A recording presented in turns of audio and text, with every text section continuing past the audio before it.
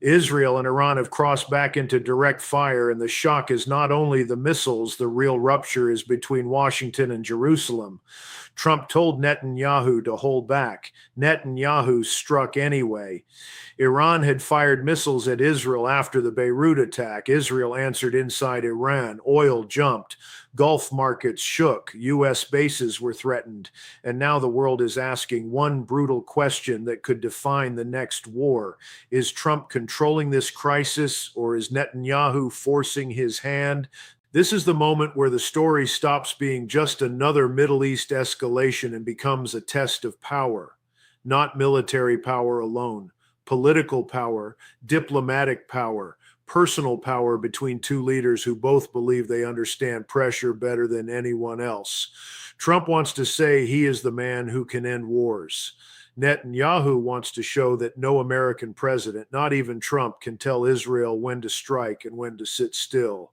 Iran wants to prove that every strike on its allies will now carry a price. Hezbollah wants to survive. The Gulf wants calm. Oil traders want certainty. Nobody has it.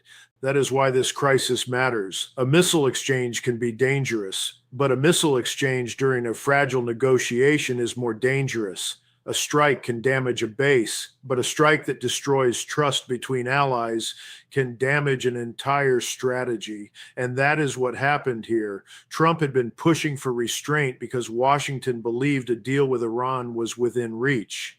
Netanyahu looked at the same battlefield and saw something different. He saw Iran, Hezbollah, Yemen's Houthis, and Lebanon as one connected front. He saw delay as weakness. He saw restraint as a gift to Tehran. So when Iran fired missiles at Israel, Netanyahu did not wait for Trump to complete his diplomatic theater. Israel moved. The Israeli military announced that it struck military targets in western and central Iran. Explosions were heard in Iranian cities, including areas linked to strategic infrastructure. Iran had already launched ballistic missiles at Israel after Israeli action in Beirut. Israel said its air defenses were tracking and intercepting threats. Iran framed its missile fire as a response to Israel's earlier attack in Lebanon. Iranian officials warned that American bases and American interests in the region could become legitimate targets if Washington continued backing Israel. That warning was not random. It was aimed directly at Trump. Iran was saying, do not pretend you are only a mediator when your ally is firing and your military bases surround us. Now pause here, because this is where most people misunderstand the story. They think this is Israel versus Iran, and America is simply standing beside Israel. That is only the surface. Underneath, Trump is trying to build a deal that freezes Iran's nuclear path, lowers pressure on oil, gives the Gulf breathing room, and lets him claim a historic diplomatic victory. Netanyahu is trying to prevent any deal that leaves Iran strong, funded, armed, and free to rebuild its network across Lebanon, Syria, Iraq, Yemen, and Gaza. These two goals overlap in public speeches, but in private logic, they collide. Trump told Netanyahu not to retaliate immediately. The message was simple: give diplomacy time, let Washington work, do not blow up the table while the deal is still being shaped. Trump then said Netanyahu would have no choice but to accept whatever deal America reaches with Iran because, in his words, he calls the shots. That sentence is massive. A U.S. president rarely speaks that way about an Israeli prime minister in the middle of a military crisis. It was not just advice, it was dominance language. Trump was telling the region that Israel does not control the final American position. He was telling Iran that Washington can restrain Israel.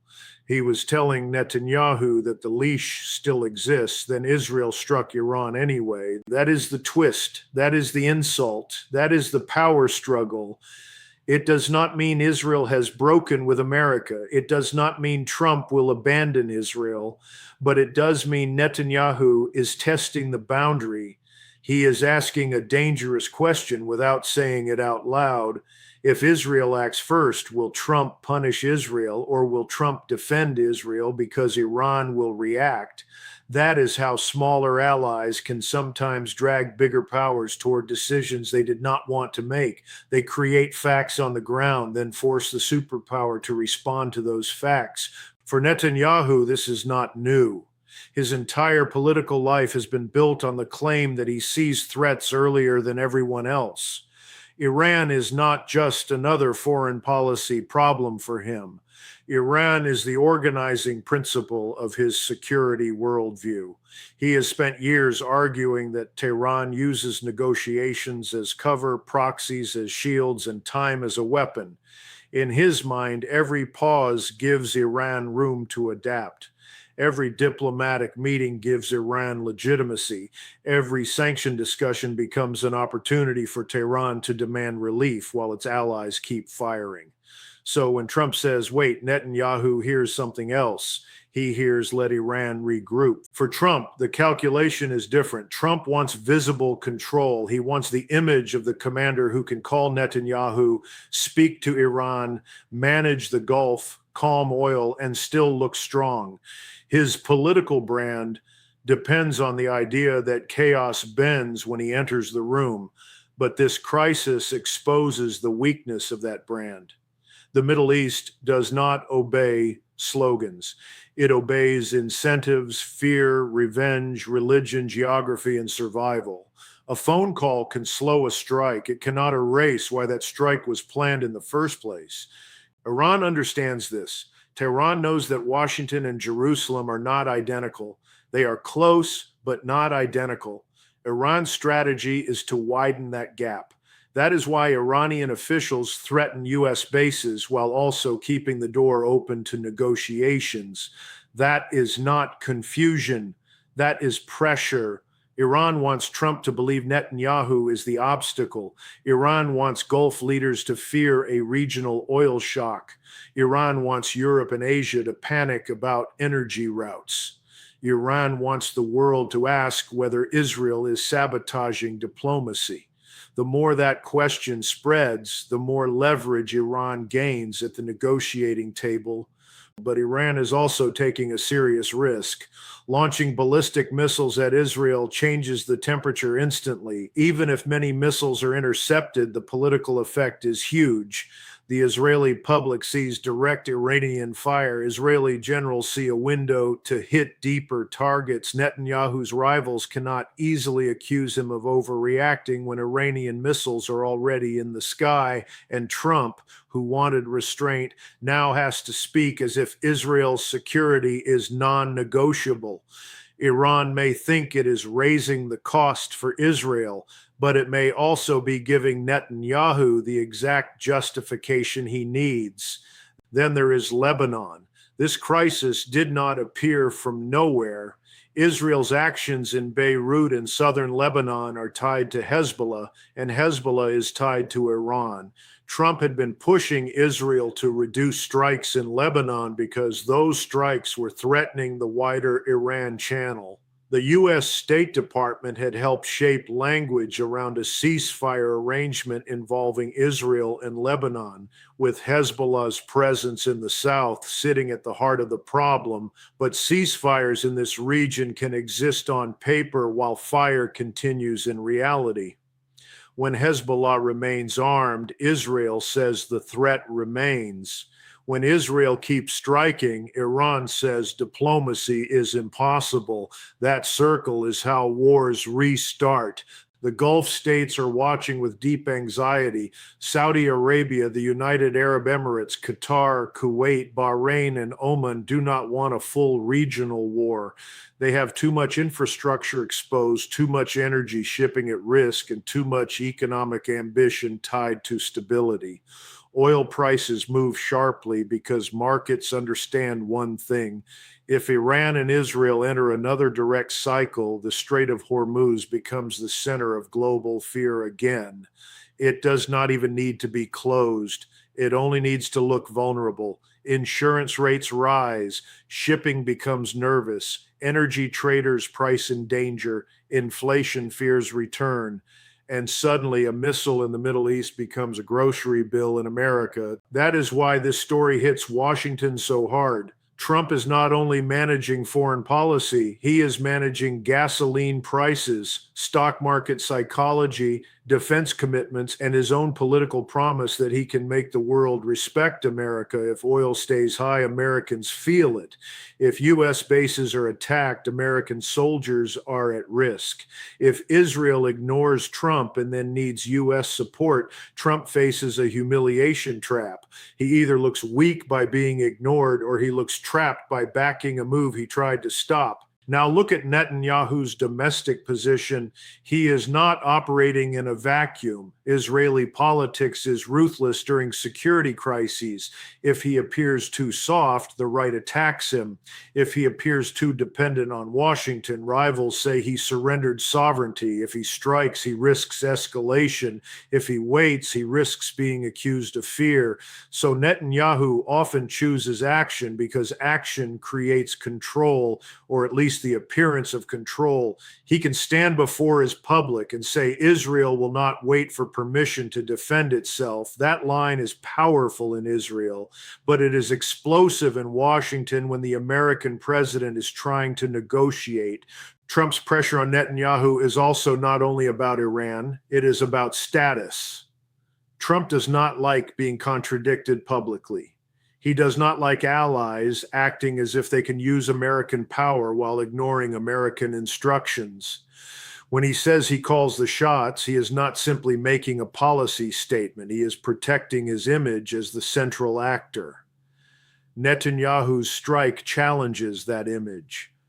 Now Trump must decide whether to turn private anger into public pressure or swallow the insult for the sake of alliance unity. The first scenario from here is controlled escalation. This is the most likely if all sides want to save face without entering full war. Israel hits limited military or infrastructure targets. Iran fires a measured missile or drone response. Both sides claim success. Trump declares that he prevented a wider war. Gulf states quietly push messages between capitals. Negotiations pause for a few days, then resume under heavier security language. In this scenario, everyone bleeds politically, but nobody jumps off the cliff. Oil remains nervous, but the world avoids the worst outcome. The second scenario is negotiation collapse. This happens if Iran decides that talks with Washington are useless, while Israel is striking its territory and Lebanon operations continue. Tehran could walk away publicly, accelerate nuclear activity, or restrict inspections. Trump would then blame Iran for bad faith, while Iran would blame Israel and America for sabotage. Netanyahu would say he was right all along. This scenario is dangerous because it turns a military crisis into a nuclear crisis. Once the nuclear track collapses, every Israeli target list gets more serious, every Iranian threat gets sharper, and every American base becomes more exposed. The third scenario is regional widening. This is the nightmare. Iran does not need to fight alone. Hezbollah can intensify fire from Lebanon. Houthis in Yemen can target shipping or launch missiles. Militias in Iraq or Syria can pressure U.S. positions. Israel can respond across multiple fronts. The U.S. can be pulled into defensive strikes. The Gulf can face missile alerts. Energy routes can become unstable. This is how a limited exchange becomes a regional chain reaction, not because one leader wakes up and declares world war, but because each player takes one step that the next player cannot ignore. There's also a fourth possibility, and it is the most politically interesting. Trump uses this crisis to force Netanyahu into a corner. He could say publicly that Israel has defended itself, but now must stop. He could tell Iran that no nuclear weapon will be tolerated, but a deal is still possible. He could pressure Gulf allies to support a framework that offers Iran limited relief in exchange for verifiable limits. He could present himself as the only man holding back a regional fire. If he succeeds, he looks powerful. If he fails, he looks like a president whose allies and enemies both tested him at the same time. But here is my judgment. Netanyahu does not believe the current diplomatic track can protect Israel better than Israeli force can. Trump does not believe endless war helps his presidency. Iran does not believe it can accept humiliation without responding. Those three beliefs are now colliding. That is why the next moves matter more than the last ones. The missiles are not only weapons, they are messages.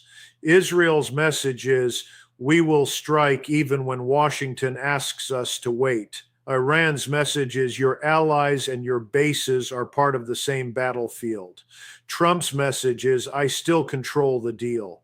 The problem is that all three messages cannot be true at the same time. The hardest part for Washington is credibility. If Trump tells Netanyahu not to strike and Israel strikes anyway, Tehran will ask whether Trump can deliver Israeli restraint in any deal.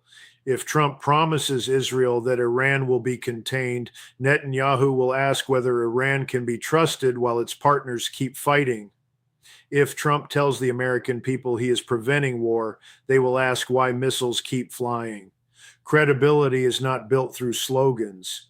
It is built when threats, promises, and actions line up. Right now, they do not. The hardest part for Israel is escalation control. Israel is excellent at tactical action. It can strike targets, intercept threats, gather intelligence, and hit across long distances. But tactical success does not always produce strategic calm. A successful strike can still produce a larger war. A destroyed target can still create a political backlash. A show of strength can still weaken diplomatic leverage if the world concludes that Israel does not want any deal at all. Netanyahu knows this, but he may believe the alternative is worse. The hardest part for Iran is avoiding overreach. Iran wants to punish Israel without giving Trump a clear reason to unleash American force. That is a delicate game. If Iran kills Americans, the U.S. response could be severe. If Iran strikes Israeli civilians at scale, Israel's response could expand dramatically. If Iran does nothing, it looks weak. So Tehran is likely to use calibrated pressure, missiles, drones, proxies, threats, and negotiation signals all at once. This is how Iran often plays the board. It creates enough pain to gain leverage, but tries to avoid the single event that unites enemies against it. Now think about the global reaction. China will not want energy chaos. It depends heavily on Gulf energy flows. Russia will enjoy American distraction, but it also does not want uncontrolled instability that damages its own calculations. Europe will call for restraint because Europe always fears refugee flows, energy shocks, and diplomatic collapse. The Gulf will push de-escalation because their future economic models require predictable skies and predictable seas. None of these players can simply order the conflict to stop. But their pressure matters because Iran and Israel both need international space to operate. The American military posture is another key piece. U.S. forces across the region are not symbolic. They are targets in any expanded Iran confrontation. Bases in the Gulf, Iraq, Syria, and nearby waters become part of Tehran's threat map.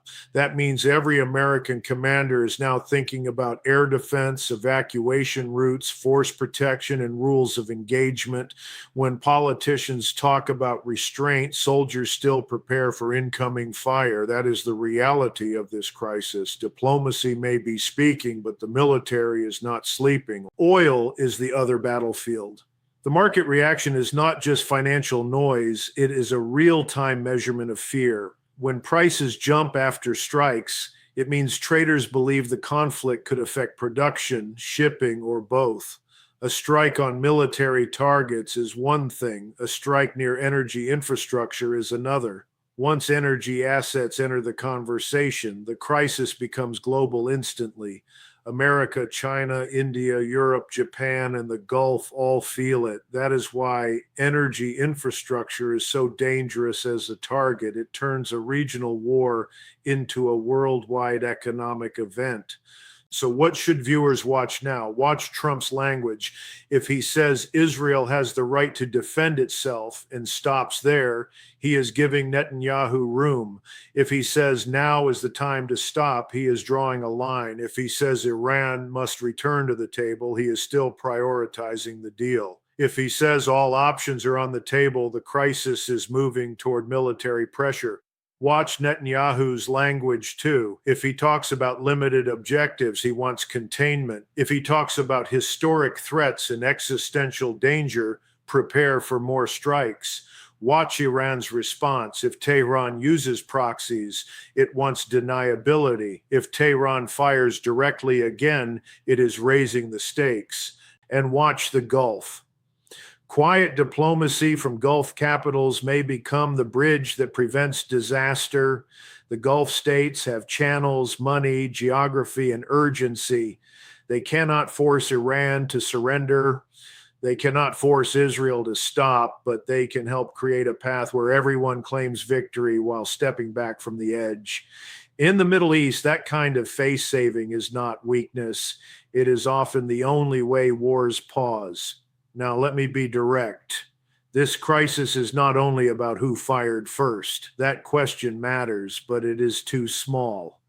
The real question is who controls the next 24 hours of decision making. Does Trump control the diplomatic clock?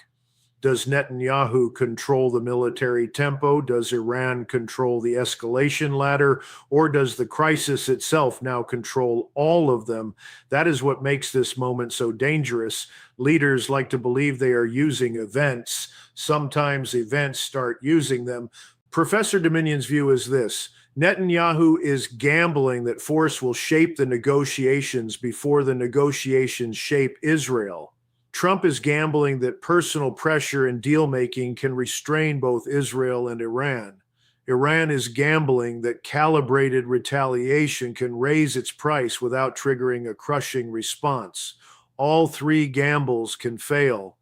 And if even one fails badly, the region can move from controlled crisis to open war faster than most people are prepared to admit. The most important lesson is that alliances are not obedience. Israel is America's closest regional partner, but it is not a remote controlled state. Iran is under pressure, but it is not powerless.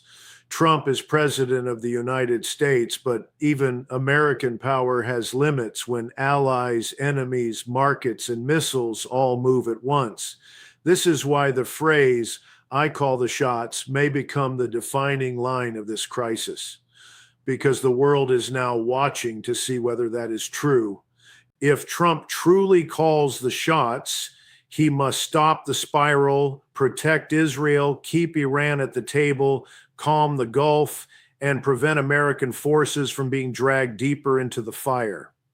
That is a nearly impossible balance. If Netanyahu calls the shots, the military track will dominate and diplomacy will follow behind it. If Iran calls the shots, every negotiation will happen under missile pressure. None of those outcomes is stable. The best path is ugly but clear. Israel must stop after limited strikes. Iran must avoid killing Americans or expanding the battlefield. Trump must impose a pause with enough firmness that Netanyahu cannot ignore it, and enough incentive that Iran cannot dismiss it. Gulf states must help carry messages. The deal, if there is one, must be harder, clearer, and more enforceable than whatever was on the table before. Anything weaker will collapse under the weight of this exchange. But do not confuse best path with easy path. Pride is now involved. Blood is involved. Reputation is involved. Leaders do not walk back easily when the world is watching. That is why the next statement, the next missile, and the next phone call matter so much. One sentence can calm the crisis. One strike can widen it. One miscalculation can pull in forces that were trying to stay outside. This is the story to watch because it tells us whether the Middle East is moving back toward toward diplomacy or sliding toward the next regional war. It tells us whether Trump can actually restrain Netanyahu. It tells us whether Iran is negotiating from weakness, strength, or desperation. And it tells us whether the world economy is one bad decision away from another energy shock. Now, I want you to answer one question in the comments. Do you believe Trump can still control Netanyahu and force this crisis back to negotiations, or has Israel already taken the wheel? Write your answer clearly, because this debate is going to define the next phase of the war. Subscribe now, turn on notifications, and stay close to this channel, because the next move from Israel, Iran, or Trump could change the entire direction of this conflict.